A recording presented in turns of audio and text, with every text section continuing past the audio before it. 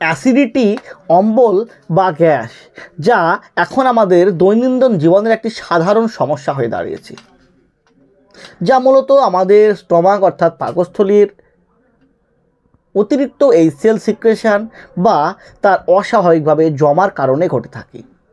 এর ফলস্বরূপ আমাদের বিভিন্ন রকম সমস্যা দেখা দেয়। বদহজম থেকে শুরু করে গলা জ্বালা করা, টক ঢেকুর ওঠা, পেট ফাঁপা, পেট ব্যথা করা, অনেকগুলি সমস্যায় ভুগতে হয়।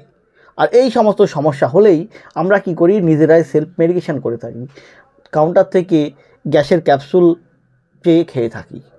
আর সব থেকে যে ক্যাপসুলটির সেলফ মেডিকেশান সবথেকে বেশি হয়ে থাকে, সেই ক্যাপসুলটিকে নিয়ে আজকের ভিডিওতে আলোচনা করব। আর জানবো সেই ক্যাপসুলটির সঠিক ব্যবহার সম্পর্কে, অর্থাৎ কোন কোন কন্ডিশানে কী কী সমস্যা দেখা দিলে ডাক্তারবাবুরা সাজেস্ট করে থাকেন এই ধরনের ক্যাপসুল ব্যবহার করার জন্য আমাদের। সাথে সাথে জানবো এই ক্যাপসুলটির সঠিক ডোজ কী, কোন ডোজে ব্যবহার করলে এই ক্যাপসুলটির সঠিক উপকারটি পাবেন। এছাড়াও এর কি কোনো সাইড এফেক্ট আছে কি না, যদি থাকে সেগুলো কি কি আসতে পারে, এবং এই ক্যাপসুলটির যে মেন সল্ট, এর যে মূল উপাদান, সেগুলি কি কি এবং কিভাবে কাজ করে, তার মোড অফ অ্যাকশান কী, তার মেকানিজম অফ অ্যাকশান কী, সমস্ত বিষয়ে বিস্তারিত আলোচনা করব।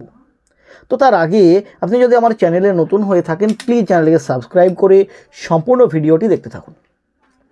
তো আজকের আলোচ্য বিষয় যে ক্যাপসুলটিকে নিয়ে, যেটি হলো অ্যালকেম হেলথ সায়েন্স কোম্পানির প্যান-ডি ক্যাপসুলটির সম্পর্কে, যার মেন সল্ট, যার মূল উপাদানগুলি হলো প্যান্টোপ্রাজোল, গ্যাস্ট্রো রেজিস্ট্যান্স এবং ডোমপেরিডন প্রলং রিলিজ। এই দুটি উপাদানের সংমিশ্রণে এই প্যান-ডি ক্যাপসুলটিকে তৈরি করেছেন কোম্পানি। তো কখন ডাক্তারবাবুরা সাজেস্ট করে থাকেন এই ধরনের ক্যাপসুল ব্যবহার করার জন্য? তো অ্যাকচুয়ালি ডাক্তারবাবুরা এই ক্যাপসুলটিকে ব্যবহার করতে দিয়ে থাকেন আমাদের স্টমাকের যে HCl সিক্রেশন হয়, সেই HCl সিক্রেশনকে রেগুলেট করার কাজে। এগুলি বদহজম থেকে শুরু করে পেট ফাঁপা, গলা বুক জ্বালা, টক ঢেকুর ওঠা, পেট ব্যথা করা, এক্ষেত্রে ব্যবহার করতে দিয়ে থাকেন। সাথে সাথে স্টমাক আলসার, যেটাকে আমরা পেপটিক আলসার বলি বা গ্যাস্ট্রিক আলসার বলি, সেক্ষেত্রে ব্যবহার করতে দিয়ে থাকেন। ডিওরেনাল আলসারের ক্ষেত্রে ব্যবহার করতে দিয়ে থাকেন, এবং GERD বলে একটি কন্ডিশান দেখা দেয়, সেক্ষেত্রে ব্যবহার করতে দিয়ে থাকেন। গ্যাস্ট্রো এসোফেজিয়াল রিফ্লাক্স ডিজিজে, এটি কি, আমাদের স্টমাকের যে HCl সিক্রেশন হয়, সে HCl যদি ব্যাকফ্লো হয়ে আমাদের এসোফেগাসে চলে আসে, অর্থাৎ গলায় চলে আসে, সেক্ষেত্রে কি হয়, গলা জ্বালার মতো একটা সিমটম দেখা দেয়। সেক্ষেত্রেও সেই GERDর সিমটমে এই ক্যাপসুলটিকে ব্যবহার করতে দিয়ে থাকেন। জোলেঞ্জার এলিসন সিন্ড্রোমে দিয়ে থাকেন। অনেকগুলি কন্ডিশনে ডাক্তাররা এই প্যান-ডি ক্যাপসুলকে ব্যবহার করতে দিয়ে থাকেন।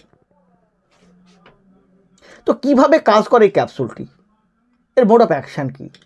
তো এর মধ্যে থাকা যে প্যান্টোপ্রাজোল, যেটা একটি PPI অর্থাৎ প্রোটন পাম্প ইনহিবিটর, এটি আমাদের স্টমাকের HCl সিক্রেশনকে রেগুলেট করার কাজ করে।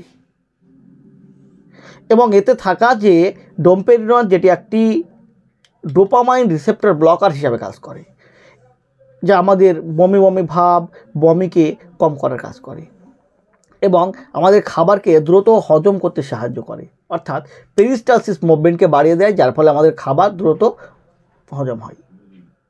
এইভাবেই কাজ করে এই ক্যাপসুলটি। তো এই ক্যাপসুলটি ব্যবহার করাকালীন কী কী সাইড ইফেক্ট আসতে পারে?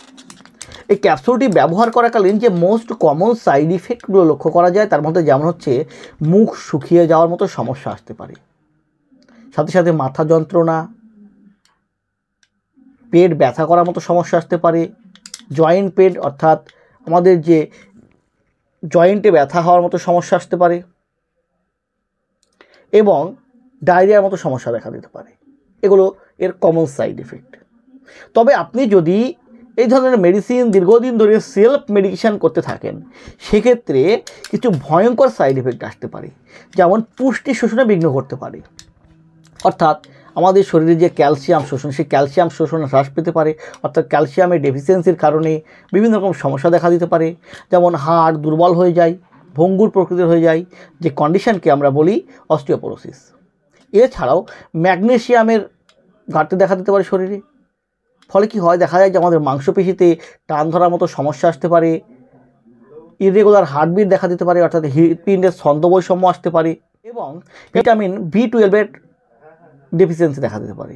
ফলে আমাদের কি হয় যে দেখা যায় যে নিউরোলজিক্যাল ডিসঅর্ডার দেখা দিতে পারে। এছাড়াও যদি এই ক্যাপসুলটি একটানা দীর্ঘদিন ব্যবহার করা হয় সেক্ষেত্রে কি হয়, আমাদের যে স্টমাকের নর্মাল এসিএল সিক্রেশন সেটি অনেকাংশে কমে গিয়ে আমাদের স্টমাকে বিভিন্ন ধরনের জীবাণু বাসা বাঁধতে পারে, বিভিন্ন ধরনের রোগ সৃষ্টি হতে পারে, ডায়রিয়া থেকে শুরু করে ক্যান্সার পর্যন্ত দেখা দিতে পারে।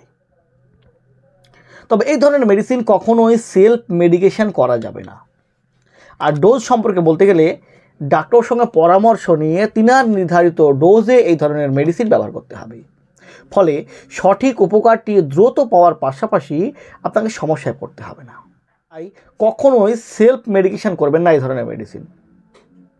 তো বন্ধুরা, এই ছিল প্যান্ডি ক্যাপসুলটির সম্পর্কে একটি ছোট্ট ভিডিওটি যদি ভালো লেগে থাকে, যদি কোনো উপকার এসে থাকে, প্লিজ চ্যানেলকে সাবস্ক্রাইব করে লাইক দিতে ভুলবেন না।